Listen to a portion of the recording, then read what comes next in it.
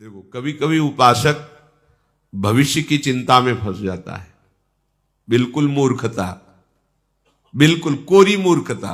100 में 1% भी बुद्धिमानी नहीं। कैसे? हमारा वर्तमान यदि भगवत चिंतन में चल रहा है तो भविष्य हमारा गुलाम होगा। शब्द हमारे याद कर लो। और वर्तमान विषय चिंतन में चल रहा है तो भविष्य में तुम विषयों के गुलाम होकर अगली दुर्गति को प्राप्त होगे। शब्द याद कर लो। यही तो अपने लोग समझ नहीं पा रहे माया की चाल को। हम वर्तमान के समय को भविष्य मंगल हो इसमें बर्बाद कर रहे हैं। कैसे होगा? वर्तमान में तुम राग द्वेष का चिंतन करो, विषय का चिंतन करो, तो तुम्हारा भविष्य मंगल कैसे होगा? बोले अगर हम भविष्य के विषय में नहीं सोचेंगे तो फिर क्या होगा? नहीं, भगवान तो आदेश नहीं कर रहे कि आप भविष्य के विषय में चिंतन कीजिए। भगवान तो कह रहे अनन्य चेता सततम, मेरा केवल तुम अनन्य चिंतन करो। मालिक बोल रहे हैं, अखिल कोटि ब्रह्मांडों के स्वामी आदेश कर रहे हैं। केवल केवल तुम्हारा अभ्यास वर्तमान में भजन का अभ्यास योग युक्तेन चेतसा नान्य गामिना। तुमको ये अभ्यास करना है कि अगले सेकंड में क्या होगा इसका चिंतन नहीं होना चाहिए। ये सेकंड श्री जी के चिंतन में गया, बोले अगले सेकंड का चिंतन नहीं करेंगे तो कल का क्या होगा? परम मंगल होगा, क्योंकि तुम्हारा भगवत चिंतन चल रहा है। अब परम मंगल होगा। भविष्य उनका भयावह होता है जो भगवान से विमुख है। कुछ भी कर लो भयावह ही होगा, दुखद ही होगा। और जो वर्तमान में प्रभु का चिंतन करते हैं, पूरा संसार कुछ कर ले, उनका भविष्य उज्जवल और महामंगल होगा। बात पकड़ो सत्संग की। भगवान भविष्य के लिए ठेका ले रहे हैं। दूसरा बोले तो थोड़ा संशय कर सकते हैं, लेकिन मेरे मालिक बोल रहे हैं, मेरे प्यारे बोल रहे हैं, योगक्षेमम वहाम्यहम। कैसे हम कलंकी शरणागत है कि अपने स्वामी पर विश्वास नहीं करते। स्वामी आदेश कर रहे हैं वर्तमान में अनन्यस चिंतयन्तो माम, बस तेरा केवल कर्तव्य है मेरा चिंतन कर। भूत की चिंता मत कर, कुछ नहीं बिगाड़ पाएगा ये भूत। ये भूत नष्ट हो जाएगा जो बीत गया है, और भविष्य तेरा महान मंगल में। पूज्य श्री राधा बाबा, तुमने एक बार बोला राधा कृष्ण, तुम्हारे भविष्य के मंगल महल की नींव पड़ गई। आहा, हम महापुरुषों के वचनों को सुनते हैं पर धारण नहीं करते। भविष्य में वही होगा जो मेरे प्यारे चाहते हैं, दूसरे के चाहने से नहीं होगा। प्यारे अपने जनों को परिपक्व करने के लिए कुछ भी लीला कर सकते हैं साथ रहकर। कोई भी लीला अब अकेले नहीं होगी, चाहे वो भयावह हो या सुखद हो, दोनों लीलाओं में प्यारे साथ रहेंगे। तो हमें चिंता क्या करनी? आनंद समुद्र हमारे साथ टहल रहा है, हमें दुख की चिंता? महान लक्ष्मीपति हमारे साथ टहल रहे, हमें रुपए की चिंता? काल भी जिनके भय से भयभीत होता है, ऐसा महाबलवान हमारा प्रीतम है, हमें भय? छोड़ो। महान आनंद के लिए ये मनुष्य जन्म मिला है। भविष्य की चिंता मत करो। मृत्यु से बढ़कर भयावह कुछ है नहीं, और इस मार्ग का पथिक पहले मृत्यु को स्वीकार करता है। जीवित मर जाए उलट आप में समाए। भयभीत मत हो, कल क्या होगा इसकी चिंता मत करो। अभी श्री जी को भूल रहे हो, ये सबसे बड़ा अपराध है। अभी राधा बोलो, अभी श्री जी का चिंतन करो, कल तुम्हारा मंगलमय आएगा। कल की तुम चिंता मत करो। हम इसी चिंतन में तो अपनी प्यारी जू प्यारे जू से विलग हो जाते हैं। हमें लगता है कि हम जिससे प्यार करते हैं उसको कैसे सुरक्षित रखें। चाहे आप अपने गुरु को प्यार करते हो, या आप अपने शरीर को प्यार करते हो, या आप अपने शरीर संबंधी को प्यार करते हो, कहीं भी ऐसा होता है, हमें जिससे अधिक प्यार होता है उसको दुख ना पहुंचे, ऐसा उस प्रेमी के हृदय में होता है। चाहे जिसका प्रेमी हो, चाहे शरीर प्रेमी हो, किसी का भी, वो ये सोचता है कि जिससे मैं प्यार करता हूं उसको दुख ना पहुंचे। यही प्यार का लक्षण है। पर अब शरीर से प्यार करते हैं तो बहुत जन्म हो गए, हम इसे दुख से नहीं बचा पाए। हम शरीर संबंधियों से प्यार करते, बहुत जन्म हो गए, हमें इन्हीं संबंधों में भटकते हुए। विचारवान बनो, मतलब हमारा गलत जगह प्यार है। अब हमारा प्यार सही जगह पहुंचने के लिए मार्ग मिल गया, वो है हमारे प्रभु प्रियालाल, हमारे गुरुदेव। यदि आपको भय लगता है कि मेरे गुरुदेव को, मेरे प्रियालाल को कोई कटु वचन न बोल दे, कोई दुखद वार्ता न कर दे, कभी ऐसा कुछ ना हो जो मैं प्रतिकूल देखूं और प्रतिकूल सुनूं, तो हम आपको एक उपाय बताते हैं। या आप जिससे भी प्यार करते हो उसको सुरक्षित रखना चाहते हो, दुख ना प्राप्त करे, तो आपको उपाय बताते हैं। जब श्री यशोदा मैया ने देखा कि मेरे लाला के ऊपर बहुत बाधा पड़ रही, तो जानते हो क्या किया? भगवान नाम का कवच बांध दिया। ऋषिकेश तुम्हारे यहां रक्षा करे, गदाधर भगवान यहां रक्षा करे, वही है ऋषिकेश है। भगवान की सुरक्षा भगवान के नाम से की जा रही, तो तुम नहीं कर सकते क्या? तुम अपने परिवार को सुरक्षित रखना चाहते हो तो नाम कीर्तन करो, नाम जप करो। अपने गुरुदेव का यश बढ़ाना चाहते हो, पवित्र आचरण करके नाम जप करो, कभी कोई बाधा नहीं आएगी, तुम्हारे कान में नहीं आएगी। तो तुम जान जाओगे कि गुरुदेव अबाध तत्व हैं, गुरुदेव बाधित होने वाले तत्व नहीं। गुरुदेव ब्रह्मानंदम परम सुखदम केवलम ज्ञान मूर्तिम, गुरुदेव मनुष्य नहीं है। नाम जप करो। नाम छूट गया, तुमने अभी अमंगल कर दिया। नाम जब छूट गया प्रपंच में, अभी गुरु की तुम बेइज्जती कर दी, अपमान कर दिया, गुरु के आदेश का खंडन कर दिया। नाम तुम्हारे द्वारा ही तुम्हारे हृदय में विराजमान गुरुदेव का प्रकाश होगा। गुरुदेव तो बैठे सबके हृदय में, और वो प्रकाशित होते नाम से। जिसकी सुरक्षा चाहते हो, नाम जप करो।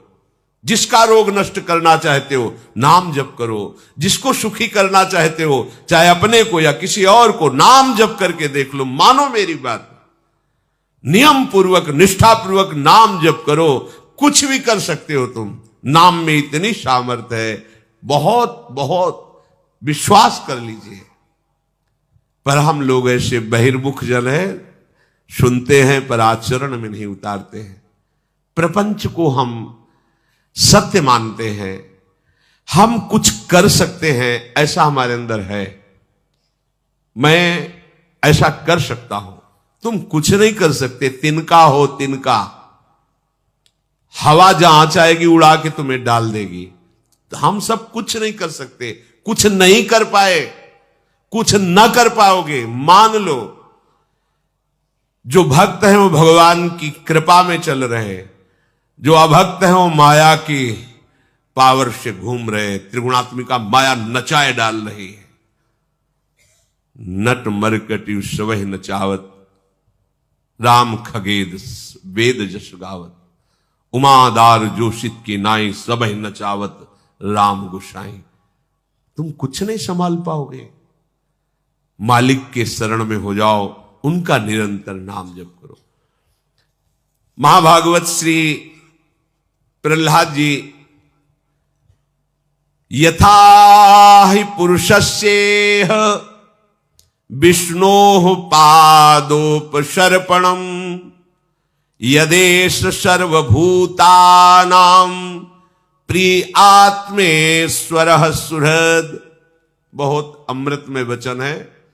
5 वर्ष की अवस्था है महाराज श्री प्रहलाद जी की, और ब्रह्म तत्व का बोध और भगवत चरणारविंद की अनन्य निष्ठा प्रेम से युक्त महापुरुष, दोनों बात है। ज्ञान शिरोमणि है और भक्त शिरोमणि है। जब कभी भक्तों की चर्चा होती है तो सबसे पहले श्रेणी में भक्तराज प्रहलाद। 5 वर्ष की अवस्था में इतना दिव्य ज्ञान और ऐसी अटूट भगवत निष्ठा। इस मनुष्य जन्म में एकमात्र ही परम कर्तव्य है। प्रहलाद जी के वचन, यथा ही पुरुषस्येह विष्णो पादोपसर्पणम, भगवान की शरण में चला जाए जीव, सर्पणम, भगवान की शरण हो जाए, यही जीवन का परम लाभ है। चिंता मत करो तुम्हारा कल्याण होगा कि नहीं। तेषामहम समुद्धरता, अरे भैया तुम्हें भगवान की बात पर विश्वास नहीं, अब फिर जब विश्वास ही नहीं तो फिर कोई बात ही नहीं है इसके आगे। हित ध्रुव जो विश्वास है तब ही सुधरे बात, और नातर माया पंथ में फिरो जो टक्कर खात। हमारे मालिक कह रहे, प्रीतम कह रहे, हृदयेश्वर कह रहे, तेषामहम समुद्धरता मृत्यु संसार सागरात, मैं उसे इस मृत्यु संसार सागर से पार करता हूं जो मेरी शरण में है, जो मेरे को समर्पित हो चुका है। प्रहलाद जी कह रहे, ये मत सोचो कि हम बुढ़ापे में भजन कर लेंगे या जवानी में कर लेंगे। अभी जहां हो, जिस अवस्था में हो, भजन प्रारंभ करो। वैसे तो उत्तम बात यह है, कौमार आचरित प्राज्ञो धर्मान भागवता निह, कुमार अवस्था से ही भजन प्रारंभ कर देना चाहिए। आप इन छोटे छोटे बच्चों को जो ऐसी बुद्धि से देखते हैं कि ये तो चार खड़े होकर हंस रहे थे, ये तो खेल रहे थे, प्रणाम करो, अपराध बन जाएगा तुम्हारा। ये सब शरणागत हैं, शरणागत मंत्र इनके हृदय में, ये गले में कंठी और मस्तक पर भगवत दासत्व का चिन्ह धारण किए हुए एक छोटा सा संत भगवान है, इतना बड़ा बोल नहीं पाता। महाराज जी आज 5000 राधा नाम जप करके आए, देखो इसमें अकाउंट में। महाराज जी हमने 4 श्लोक सुधा निधि के याद किए, इनको तुम साधारण बालकों में गिनोगे? एक इतने कपड़े का अचला बांधे, लंगोटी बांधे, मंजीरा करताल ले, आप इनको साधारण जीव मान रहे हो? तुम वो सो गए तो तुम उनको साधारण मान रहे हो? वो हंस रहे, खेल रहे। इसीलिए हम कहते हैं मानसिक बुद्धि का त्याग करके संत सभा में जाना चाहिए। तुम मानसिक बुद्धि से देखोगे नहीं चल पाए, तुम्हारा जीवन व्यतीत हो जा रहा है 10 मिनट बैठकर राधा नाम नहीं। ये जब चलना भी नहीं जानते तभी सरज में खेल रहे। जिनके हृदय में अभी पता ही नहीं कि मैं कौन हूं, संसार कौन है, वो गा रहे हैं हमारे माई श्यामा जी को राज। वो पूरी सुधा निधि पढ़ रहे जो कभी श्लोक नहीं गाया, कभी स्कूल नहीं गए। इनको तुम साधारण गिनती में गिन रहे हो। प्रभु बहुत कृपा करके हमें सौभाग्य दिया है, इसमें मत बदलो। अरे काल के बच्चे हैं, लगोटी लगा लिए, तिलक लगा लिए तो क्या?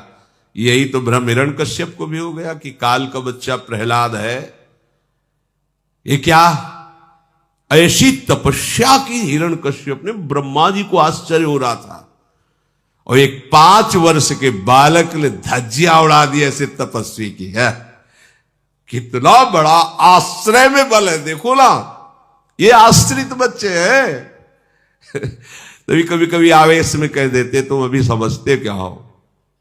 देखो भगवान को विराट स्वरूप दिखाने की जरूरत नहीं थी अर्जुन को, पर मित्र है ना, हे कृष्ण हे सखे, ऐसी बात कर रहे मित्र।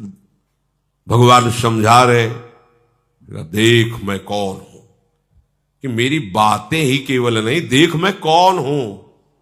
विराट रूप कांप गए अर्जुन, ऐसे कांप रहे थे ऐसे अर्जुन, जिनके गले में हाथ डाल के विनोद करते थे ना श्री कृष्ण से। जब विराट रूप दिखा तो अर्जुन जैसा महाबली कांप गया। दिशाओं का ज्ञान जाता रहा, आंखों के सामने अंधकार छा गया।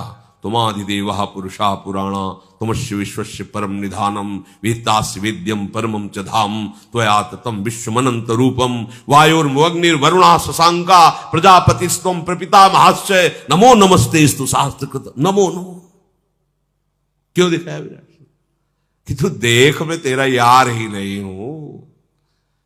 देख ये भीष्म पे जैसे लौंग इलायची फंसी होती ना, ऐसे ही बड़े बड़े महावीर दांतों में दिखा, देख के फंसे हैं, मैं चबा रहा हूं इनको, मैं महाकाल हूं। कांप गए।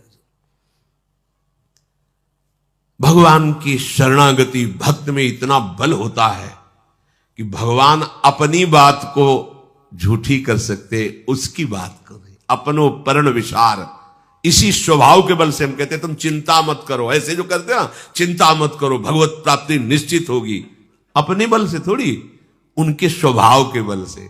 कि हमारे मालिक ऐसे करुणामय, ऐसे स्वभाव वाले, बिल्कुल निष्फिक्र हो जाओ। छोटे छोटे बच्चे आते हैं, इधर खेलते उधर, तुम्हें खेलना दिखाई देता है? समय है 4:15, बैठे हैं जगे हुए। तुम्हारे बच्चे 8 बजे जगाए नहीं जगते, हमारे बच्चे 3 बजे से इतने इतने बड़े हैं, मुंह धो के रज लगा के नहा धो के बैठ। अब अगर वैसे सो जाते तो निंदनीय बात, देख लो, बूढ़े बूढ़े हो, लाल टपक जाएगी, अगर डांट का भय ना हो तो यहीं सो जाओगे तुम। वो तो बच्चे हैं, भगवत भावना से। कौमार आचरित प्राज्ञो, इन पर विशेष कृपा होगी। ये तूफान अवस्था को भगवान के मार्ग में समर्पित कर रहे हैं, हम इनकी चरण वंदना करते हैं। तुम क्या समझते हो भगवत मार्ग को? अगर तुम भी चल रहे हो, गृहस्थी से आए हो, तो कृपा से चल रहे हो। हर उपासक को यह ध्यान रखना चाहिए कि आप केवल कृपा के टिके, अगर ऐसे कृपा का आधार हट जाए तो धम्म से वहीं गिर जाओगे जहां थे उससे नीचे। कभी अहम मत करो। पर विशेष प्यार भगवान का उनके ऊपर होता है जो बाल्यावस्था से भगवत मार्ग में चलते हैं। सब भगवान के प्यारे हैं, पर विशेष प्यार भगवान का उदय होता। पूज्यपाद सूड़िया बाबा की बात, भगवान नाराज होते हैं उनके ऊपर जो उनकी आज्ञा का उल्लंघन करते हैं, पर जो शास्त्र का ज्ञान रखते हुए और धर्म में चलने की चेष्टा करते हैं, दिखावा करके और फिर अधर्म करते हैं, भगवान उन पर ज्यादा नाराज होते हैं। भगवान उस पर विशेष कृपा करते हैं जो भजन करता है, पर जो बाल्यावस्था से भजन करता है भगवान उस पर बिक जाते हैं। पूज्यपाद सूड़िया बाबा की बात। जब कोई किसी दूसरे के लिए कुछ सेवा समर्पित करता है भगवान को सुख मिलता है, पर गरीब होकर जब सेवा करता है तो भगवान विशेष खुश हो जाते हैं। उसके पास है नहीं, फिर वो 2 रोटी किसी को दे रहा है तो भगवान विशेष प्रसन्न हो जाते हैं। ये बाल्यावस्था से भजन मार्ग में चलने वाले उपासक जो है ये विशेष कृपा पात्र है। इसलिए प्रहलाद जी कह रहे कौमार आचरित। प्रहलाद जी, ध्रुव जी, ये दोनों एक ही गुरु के चेला है, श्रीनाथ जी महाराज के। और आज तक प्रायः देखा गया है कि शिष्य अपने गुरुदेव का जस गाते हैं, पर यहां देखा गया कि गुरुदेव सभा में शिष्य का जस गा रहे हैं। प्रहलाद जी का गायन नारद जी कर रहे हैं। ऐसी अद्भुत महिमा निष्ठा की प्रहलाद जी की, कहीं नहीं भयभीत हुए, कहीं नहीं डरे। 5 वर्ष के हैं, त्रिभुवनपति पिता विरुद्ध है, भक्ति आचरण नहीं करने दे रहा, पर आप अपनी निष्ठा से नहीं है। और आप 4 आदमी कह दिए कि भगत है तो ऑफिस में तिलक लगा के जाना बंद कर दिया, वो भगत है। गाली तो नहीं दी, बोले भगवान का भगत है, ये तो प्रशंसा हुई, पर कैसी बुद्धिमंद है। और वहां कितने कष्ट प्रहलाद जी को दिए जा रहे हैं कि बंद करे हरि नाम बोलना, लेकिन नहीं। ये कैसे आ गया? गुरु कृपा। गर्भ से ही नारद जी की कृपा दृष्टि हो गई, गर्भ में ही भगवत भक्ति का संचार कर दिया प्रहलाद जी की बुद्धि में देवर्षि नारद जी ने। जिस समय हिरण्यकश्यप तपस्या में संलग्न था तो देवताओं को सूचना मिली कि इस समय आक्रमण किया जा सकता है महल में। महल में आक्रमण किया तो पहले ही सूचना मिल गई थी कि देवता आक्रमण करने वाले हैं। तो अब बची थी कयाधु जी। कयाधु जी के गर्भ में प्रहलाद जी थे, बंदी बना लिया गया और जबरदस्ती घसीटते हुए देवता ले जा रहे थे। देवर्षि नारद जी सामने आ गए। उनका भाई आप सब शतुगुणी देवता हैं, इस तरह स्त्री के साथ बर्ताव ठीक नहीं, आप क्यों ले जा रहे हैं? बोले हम इनको दंड नहीं देंगे, बिल्कुल सुरक्षित रखेंगे कयाधु जी को, लेकिन जहां इनका संतान हुआ मैं उसे जान से मार दूंगा। हिरण्यकश्यप का वीर है, इसको मैं जीवित नहीं, ये देवद्रोही है। उनका तुम्हारी क्या सामर्थ्य है? काल की भी सामर्थ्य नहीं कि इस गर्भ का नाश कर सके, क्योंकि इस गर्भ में भगवान का भक्त पल रहा है। सब कांप गए देवता। परिक्रमा की कयाधु जी की, प्रणाम किया कि इसके गर्भ में भगवान का भक्त है। देवर्षिनाथ जी ने कहा आप हमारे आश्रम में चलिए, और वहां रोज भगवत चर्चा सुनाते। तो गर्भस्थ शिशु प्रहलाद जी महाभागवत होकर के ही जन्मे। वो कह रहे हैं इस मनुष्य जन्म में भगवान श्री हरि की शरण ले लेना ही एकमात्र सफलता है, यही कर्तव्य है। बोले हम अपने कर्तव्यों का पालन कर रहे हैं, कोई पाप थोड़ी कर रहे हैं। कई लोगों के प्रश्न होते हैं कि हम अपने कर्तव्य का पालन करें, कोई पाप थोड़ी करें, हम क्यों भजन करें भगवान का? पाप करें वो भजन करें, पापी लोग भजन करते, लोगों की धारणा है यार जिनको काम धंधा नहीं हो बाबा जी करें। उनको ये लगता है कि बाबा जियों को काम धंधा नहीं। कौन ऐसा काम धंधा वाला है जो 10 बजे सोए और 1 बजे जग जाए और 24 घंटा मन की मार सहते हुए मन को सच्चिदानंद में लगावे?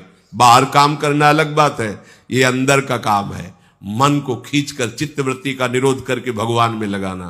क्या जानते हैं भजन कर? बहुत कठिन विषय भजन करना। प्रभु की शरण ले लेना जीवन का एकमात्र कर्तव्य कर्म है।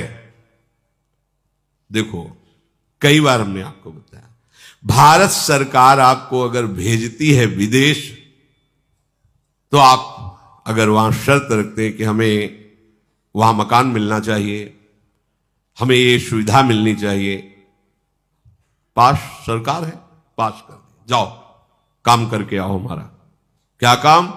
तुम हमारे स्वरूप को पहचान करके या अपने स्वरूप को पहचान करके जीवन मुक्त हो जाओ। जाओ मृत्यु लोक में। क्या चाहिए? दुल्हन चाहिए, लड़का बच्चा चाहिए, मकान चाहिए, सब व्यवस्था चाहिए, ठीक, जाओ, दिया। आए किस लिए हो? सरकारी काम से आए हो। साधन धाम मोक्ष कर द्वारा, पाई न जे परलोक संहारा। आप काहे के लिए आए हो? साधना करके भगवत प्राप्ति करने के लिए। सब मनुष्य शरीरधारी ये सुविधाएं आपको काहे के मिले? भगवत सेवा के लिए। नाथ सकल संपदा तुम्हारी, और हमारे जो मिली है वो आपकी सेवा के लिए। मैं सेवक समेत सुत नारी। बढ़िया भगवत प्राप्ति का उपाय है। आप नहीं रह सकते थे अकेले, इसलिए भगवान ने आपको परिवार की सुविधा दे दी, मकान दे दिया, व्यवस्था कर दी।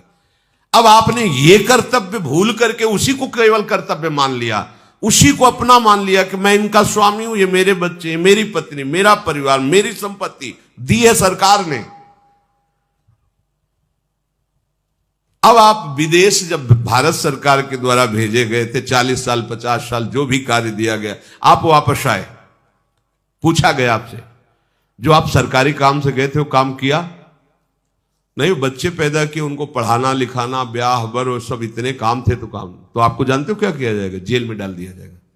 इसको दंड दो, क्योंकि जितनी भोग सामग्री सरकार ने दी थी वो अपने काम कराने के लिए दी थी, और इसने सरकारी काम कुछ नहीं किया, इसलिए दंड का अपराधी है, उसको दंड दिया जाए। यह अपराधी, इसको दंड का, ऐसे ही हमको दंड मिलेगा। साधन धाम मोक्ष कर द्वारा, पाई न जे परलोक सम, सो परत्र दुख पावई। परिणाम सिर धुनि धुनि पछताए, काल ही कर्म ईश्वर मिथ्या दोष लगाए। क्यों? क्योंकि जेव ही तुम्हारा मृत्यु का समय आएगा, हर सरकारी सुविधा छीन ली जाएगी, तुम्हारा शरीर छीन लिया जाएगा, शरीर संबंधी छीन लिए जाएंगे, जितनी धन संपत्ति यश नाम सब हटा दिया जाएगा। अब बचे आप अकेले। कहां गए? सरकार के सामने। जिस काम के लिए भेजा गया था वो काम किया नहीं। अब आपके पास कुछ है नहीं, क्योंकि सब सरकारी छीन गया।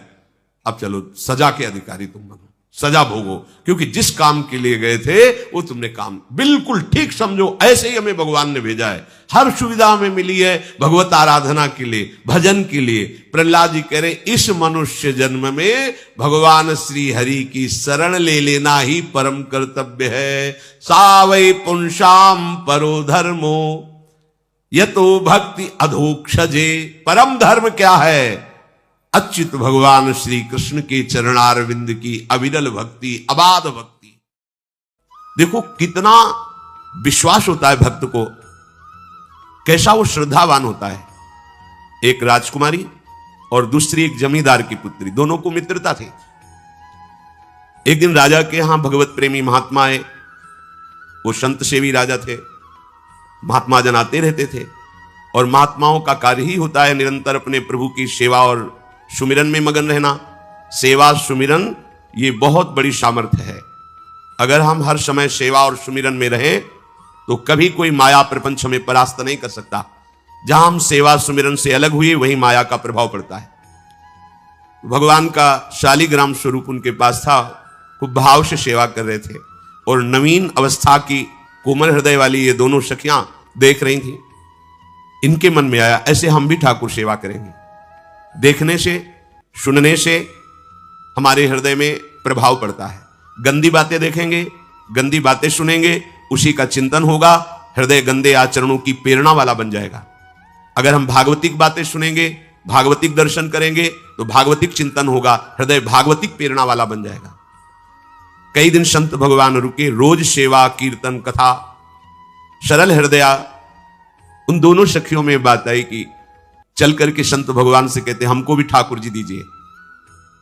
दोनों ने चरण पकड़कर प्रार्थना की, गुरुदेव हमारे हृदय में भी इच्छा हो रही कि हमें ठाकुर सेवा मिले। अब दोनों बच्चे ही थे। संत भगवान ने विचार किया सेवा पद्धति में बहुत सावधानी की आवश्यकता होती है। अभी ये बच्चे हैं, कहीं सेवा अपराध न बन जाए। सेवा अपराध भी होता है। उपासना में चलने वाले उपासक को सेवा अपराध और उप सेवा अपराध 32 ये 64, इन पर सावधान रहना चाहिए। ये गलती नहीं होनी चाहिए। जैसे आप ठाकुर सेवक हैं, अपने घर में सेवा विराजमान किए हुए हैं। अब जैसे आपको ठाकुर जी के दर्शन के लिए जाना है, जहां तक ठाकुर जी के दर्शन करने के लिए जाना है, हो सके तो पादुका न पहने, नंगे पैर दर्शन करने जाए। यदि आप में ऐसी सामर्थ्य नहीं है किसी कारण से, तो सीढ़ियों में पादुका नहीं पहनना चाहिए। जहां से मंदिर की सीढ़ियां हैं, पादुका उतारकर माथा रखकर सीढ़ी में फिर चढ़ना चाहिए। खड़ाओं या पादुका पहन करके श्री विग्रह के दर्शन करने के लिए जाने में फिर अपराध लगता है। अरे अपने मालिक के दर्शन करने जा रहे हैं, स्वामी के दर्शन करने जा रहे हैं, प्रभु के दर्शन करने जा रहे हैं, तो अपनी कुटिया से और मंदिर तक नंगे पैर जाना चाहिए। ये भावना रखनी चाहिए। भरत जी जा रहे हैं प्रभु के दर्शन करने के लिए, अयोध्या से पैदल ही चले थे, तो सुकुमार चरणारविंद तो बड़े बड़े फफोके छाले पड़ गए थे। वशिष्ठ जी ने देखा, सबने मिलकर भरत जी से कहा पालकी पे बैठ जाइए। तो उनका हाँ, मेरे प्रभु यहां नंगे पैर चले हैं और मैं पालकी पे बैठ जाऊं? उचित तो यह है कि अपने प्रभु के दर्शन के लिए मैं जा रहा हूं, तो जहां जहां प्रभु के चरण पड़े वहां मेरा शीश पड़े, अर्थात सिर भर जाऊं। उचित असमोरा सप्ते सेवक धर्म कटोरा, यहां मैं सर के बल चल के जाऊं, पर असमर्थ हो। तो आप कह रहे हैं पैर में छाले पड़ गए, आप सवारी में बैठ जाइए, ऐसा नहीं हो सकता। तो अपने प्रभु के दर्शन करने के लिए जब जाए तो हो सके, सामर्थ्य हो तो पादुका न पहने, कोई खड़ाऊं चप्पल जूता आदि ना पहने। अगर पहने हैं तो बस सीढ़ी तक ही पहन कर जाए, ऊपर सीढ़ियों की नहीं। इतने सुकुमार मत बनो, ये आग में जलाया जाएगा शरीर, ये गाड़ दिया जाएगा शरीर, इससे ज्यादा प्यार ना करो।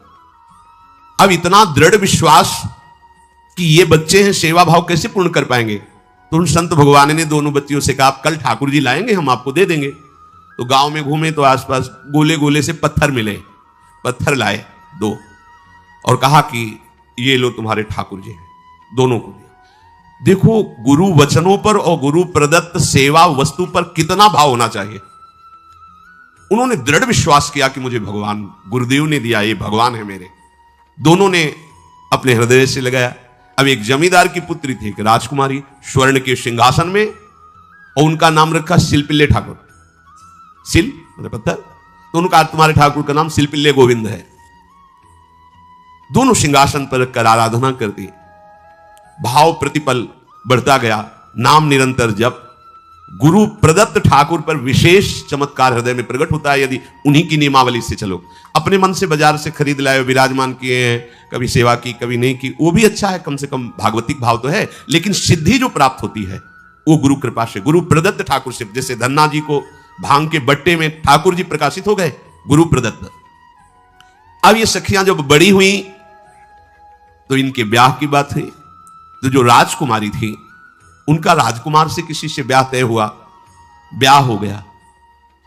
अपने माता पिता से जब विदाई ली तो अपने ठाकुर जी को जो सिंहासन में थे, सिंहासन से एक सुंदर पेटी में से और गोद में रखकर, और अंदर ही अंदर जल रही है कि प्रभु मैंने प्रीतम आपको माना है, संसार के व्यवहार में ये प्रीतम बना हुआ है, पर प्रभु हमारे प्रीतम दो नहीं हो सकते, हमने हृदय से आपको माना। इसी विचार में वो बड़ी उदास है। पहले पालकियों में ऐसा राज सैनिक चल रहे हैं, पालकियों में वो बहू जा रही है और राजकुमार घोड़े पर। राजकुमार बार बार पालकी के समीप जाता, दर्शन करने की इच्छा होती है ना, तो उदास देखता, मन में बड़ी गिलानी हुई। उसने कहा, एक नदी थी, उसने कहा यहां हम थोड़ी देर विश्राम करना चाहते हैं, राजकुमारी की पालकी रखी जाए और सैनिक दूर खड़े हो। तो राजकुमार वैसे ही आज्ञा हुई। तो बात करना चाहते हैं, पर वो ना देखती है और ना बात करती है। और इतना सुंदर रूप, क्योंकि ब्रह्मचारिणी और भगवत आराधना। अब उसके हृदय में जलन हुई कि ऐसा क्या है जो हमसे बात नहीं कर रही। बस बार बार ऐसे पिटारी खोल के ऐसे ठाकुर जी को देखती।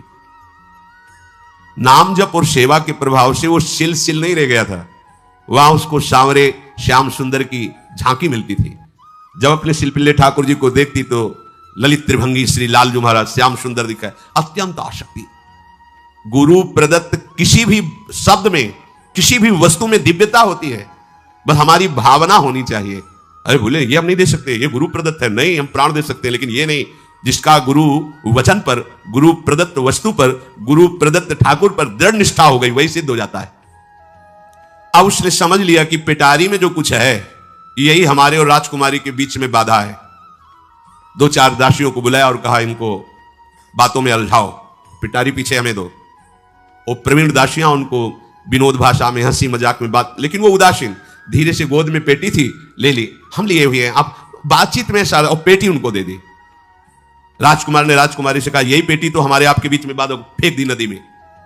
अब तो जो उसके हृदय में पीड़ा हुई, भारी व्याकुलता। अब राजकुमार सैनिकों के साथ तुरंत पालकी उठवाई, मैं ले गया। पर वो आसक्त है, इतनी सुंदर राजकुमारी, क्योंकि भागवतिक तेज से संपन्न में आकर्षण होता है।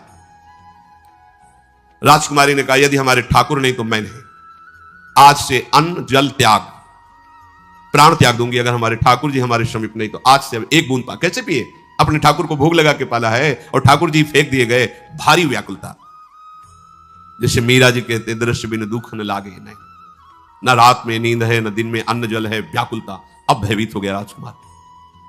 पूरा महल इस विषाद से हो गया कि अगर नवीन राजकुमारी प्राण त्याग देती है तो क्या होगा लोक समाज में, कि अभी नवीन राजकुमारी गई, ये लोग ऐसे निर्दयी हैं कि ऐसा व्यवहार किया कि उसने प्राण त्याग दिया। राजकुमार घुटने में आ गया, घुटने टेक कर राजकुमारी से कहा मैं तुम्हें दुखी नहीं करना चाहता, पर मैं तुमको छोड़ भी नहीं सकता। अब हमें आप वो उपाय बताओ जिससे आप मुस्कुरा दो, आप प्रसन्न हो जाओ। तो उनका, हम अपने ठाकुर के बिना जीवित नहीं रह सकती, यदि आप हमें जीवित देखना चाहते तो हमारे ठाकुर जी ला के दो। हमारी भागवतिक निष्ठा ऐसी होनी चाहिए कि जो गुरु जी ने मंत्र दिया है, जो गुरु जी ने उपासना दी है, उसमें दृढ़ विश्वास होना चाहिए। हमारे अंदर किंचन मात्र फिसलाव नहीं होना चाहिए। और आगे जो महामहिम सूत्र है, जब तक हमारा मन प्रभु में समर्पित ना हो जाए तब तक पाप होने की संभावना होती है, बड़े बड़ों से चूक हो जाती है। इसमें यह नहीं कहा जा सकता कि हम इतने वर्ष से साधन में लगे, हमसे चूक नहीं होगी, यह तो भूल जाना।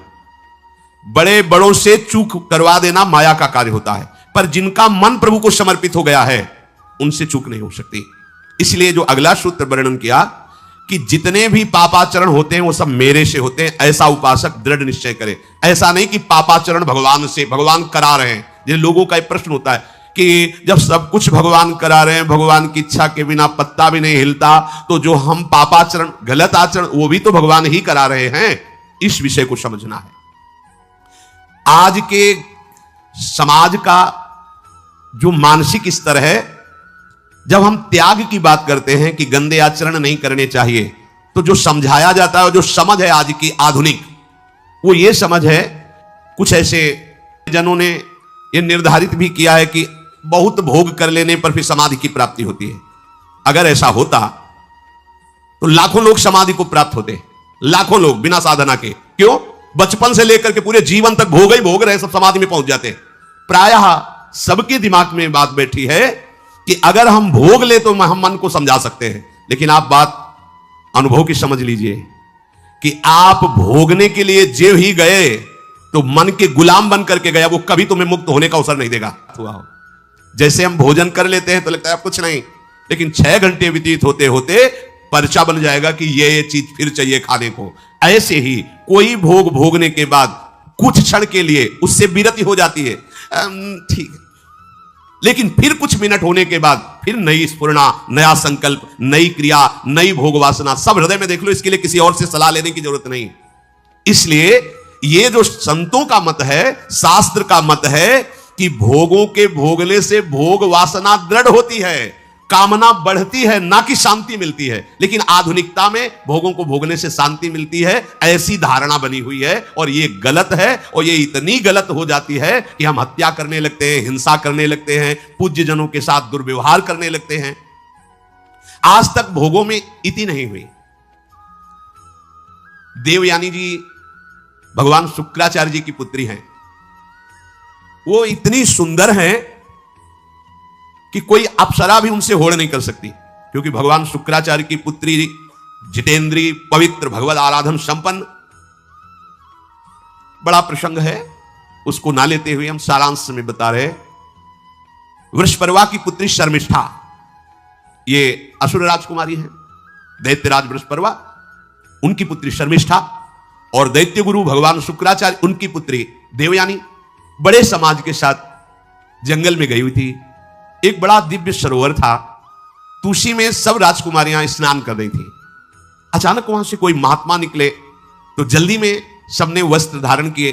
तो शर्मिष्ठा के वस्त्र देवयानी ने, और देवयानी के वस्त्र शर्मिष्ठा, वो महात्मा निकल गए। वहां कोई उनको टिकना तो था नहीं।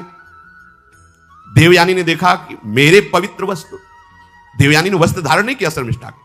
जब वो महात्मा चले तो देखा कि हमारे वस्त्र राजपुत्री शर्मिष्ठा धारण किए। तो उनका, तुझे पता है मेरे वस्त्रों को स्पर्श करने का भी तेरे को अधिकार नहीं, तूने धारण कैसे कर लिया? तो उनका, ज्यादा मत बोल, इतना गुमान करके मत बोल। जैसे सब सेवक पलते हैं मेरे महाराज से, ऐसे तेरा पिता और तू भी मेरे महाराज के द्वारा ही पोषित है, क्योंकि वो तो राजा है, सारी सेवाएं वही देते हैं। ऐसा नहीं बोलना चाहिए, क्योंकि गुरु पुत्री है, आचार्य पुत्री है और सम्माननीय है। पर ऐसा वो बोल गई शर्मिष्ठा। देवयानी ने कहा, तुझे पता है अगर मेरे पिता की दृष्टि बदल जाए तो 2 मिनट में देवता तेरे पिता सहित संपूर्ण राज्य को नष्ट कर देंगे। मेरे पिताजी के भय से ही देवता आक्रमण नहीं कर। शुक्राचार्य मंत्रवेत्ता है। ज्यादा बात बढ़ गई तो राजकुमारी का शासन चलता है। उसने कहा, इस गुरुपुत्री को उठाकर कुएं में डाल दिया जाए। और उस समय वस्त्र धारण नहीं की हुई थी, उनको उसी स्थिति में डाल दिया गया और वो चली गई। राहुल जी दिल्ली से। राधे राधे श्री हरिवंश। राधे राधे महाराज श्री हरिवंश। महाराज, युवावस्था में हमें धन की प्राप्ति के लिए ही यत्न करना चाहिए, या भक्ति मार्ग में चलते हुए जो ईश्वर द्वारा प्रदान किया गया है उसी में संतोष कर लेना चाहिए? ये तो बहुत उत्तम बात है। अगर ये बात आ जाए कि पूर्व प्रारब्ध के अनुसार जैसे हम नहीं चाहते पर हमें दुख भोगना पड़ता है, अगर हम सुख की विचार न करें तो भोगना पड़ेगा ना, मिल जाएगा ना। हाँ, हमारे वृंदावन के परम रसिक श्री स्वामी हरिदास जी महाराज कह रहे हैं, हरि भज छाणी न मान नर तन को, मति बंछे तिल तिल धन को, अनमांगे आगे आवे गो, ज्यों पल लागे पल को। स्वामी जी महाराज कह रहे हैं कि मति बंछे रे तिल तिल धन को। क्यों सोच रहा है? कोई सोचता है मुझे दुख मिले, बलात् भोगना पड़ता है, क्योंकि प्रारब्ध है अशुभ कर्मों का। तो शुभ कर्मों का जब फल आएगा तो सुख, सुविधा, उन्नति, इसका सब विधान बन जाएगा।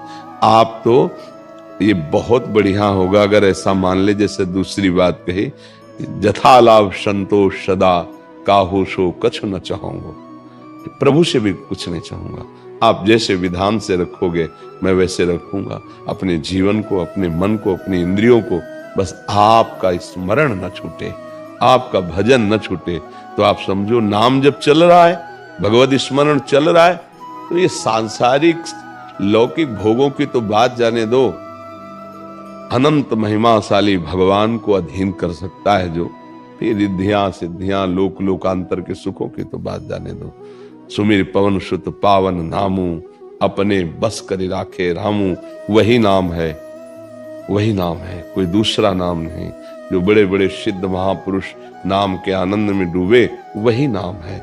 बस हम नाम को पकड़ ले, पक्का विश्वास कर लीजिए, अगर जिह्वा से नाम चल रहा है और हृदय में एक बात है कि भरोसा मुझे भगवान का है, तो निश्चिंत हो जाओ, लोक परलोक के हर सुख तुम्हारे चरणों में आएंगे, पक्का समझ लीजिए। जैसे संत महात्माओं को लोग कहते हैं ना कि कितना वैभव कितना ऐसा, ऐसे तो ये छल कपट से नहीं होता है। जब उन्होंने चित्त को भगवान में जोड़ दिया तो दुनिया का वैभव उनके चरणों में लुटने लगा। अगर दुनिया का मालिक अधीन हो जाता है तो मायाकृत वस्तुओं की क्या बात है। अगर विवेक काम कर जाए तो दूसरी बात बहुत जोर की है, जैसे प्रभु रखे वैसे रह जाओ और नाम जप कर लो तो होगा क्या, बहुत अच्छे से प्रभु रखते हैं। अब उनके भरोसे हो जाए ना तो सब बात, नहीं तो शरीर में कहीं पीड़ा हो तो सब ज्ञान विज्ञान भूल जाएगा। अभी सूचना आ जाए कि आपकी किडनी फेल हो रही है तो प्रश्न भूल जाएगा, उत्तर भूल जाएगा, नहीं भूल जाएगा। हाँ, तो ये भगवद आश्रय, ये हम कह रहे हैं कि जो दूसरी बात कही उस पे अगर स्थित हो जाओ तो बहुत जोर की बात। जहां इस शरीर के उदर पोषण के लिए जाते थे, मिला तो पाया, नहीं तो यहां भूखे भी रहे। वहां कई 100 साधक का रोज सुबह और शाम भोग बनता है, श्री जी भोग पाते हो, साधक साधक पाते हैं कई 100 की संख्या में। और किसी से ऐसे नहीं प्रभु, यहाँ कोई आपको संकेत भी नहीं कर सकता। यहाँ का सख्त शासन है कि ऐसा नहीं कर सकता कि भाई 400-500 साधु की सेवा होती है आपको, नहीं, कहीं आवाज नहीं, कहीं दान पेटी नहीं, कहीं किसी भी तरह का ड्रामेबाजी नहीं कि यहाँ पर्चा भरो, यहाँ ये करो, यहाँ कुछ नहीं है। और इतने अच्छे से श्री जी चला रहे हैं, किसी से कहना नहीं है, कोई किसी से फीस नहीं, बिजली सब कार्य, कितने कार्य, सब हजारों लोग बैठ के सुनते हैं, तो साउंड सर्विस क्या क्या सबकी व्यवस्था समय पे है। बस उतना है कि खा लो पी लो आनंद से रह लो बस। हाँ, साईं उतना दीजिए, जामे कुटुंब सब आए और मैं भी भूखा ला रहा हूं, साधु लोग, बस वैसे ही चला। जहां जिस समय जो आवश्यकता होती है वो उतना ही प्रभु भेज देते, वैसी व्यवस्था प्रभु चल जाती है। तो हमें लगता है अगर प्रभु के भरोसे रहे, अपने उदाहरण से समझ में आता है, प्रभु के भरोसे रहे तो सबका निर्वाह वो करते हैं, सबका निर्वाह करते हैं। बिल्कुल वो ऐसे अनंत माताओं जैसा प्यार, बस हम समर्पित हो जाएं। देखो आज भी भगवान का प्यार आपके ऊपर है, पर अहम होने के कारण मैं करता हूं, मैंने किया, मैं ऐसा कर सकता हूं, तो ये पर्दा है, इसलिए तुम उनको झांक भी नहीं सकते। और अगर ये अहम समर्पित हो जाए तो आप ऐसे देखो